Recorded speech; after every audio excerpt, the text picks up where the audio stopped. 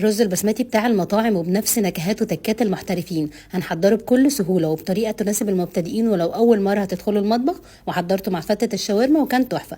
يلا نبدأ ونشوف الطريقة. استخدمت كوباية من الرز البسمتي، غسلته وصفيته كويس جدا، واستخدمت معاها كوباية وربع من المية، وطبعا كمية المية بتختلف من كوباية وربع لكوباية ونص على حسب نوع الرز. بعد كده ابتديت ان انا اضيف على المية البهارات الصحيحة، اللي هي كانت نص عود من القرفة وقرنفل ولومي وحبهان ومستكة وفلفل اسود، وضفت معاهم كمان واحدة من ورق اللورا. وهنا ضفت ربع معلقة صغيرة من لون الزعفران، ولون الزعفران تقدروا تستبدلوه بكركم مع بابريكا، وتقدروا تستبدلوه كمان بالزعفران الاصلي.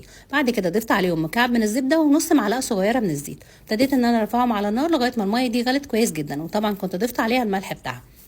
واول ما الميه بتبتدي تغلي بضيف عليها الرز وبسيبها تغلي على نار عاليه، وهو الرز متغطي عليه لمده 7 دقائق. بعد كده بوطي عليه النار وبسيبه لغايه ما يستوي تماما، بتكون تقريبا لمده حوالي 8 ل 9 دقائق تاني.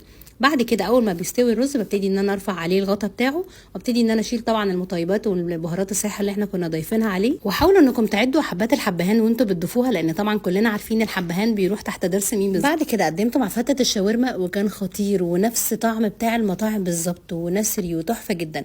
وعملته مع فتة الشاورما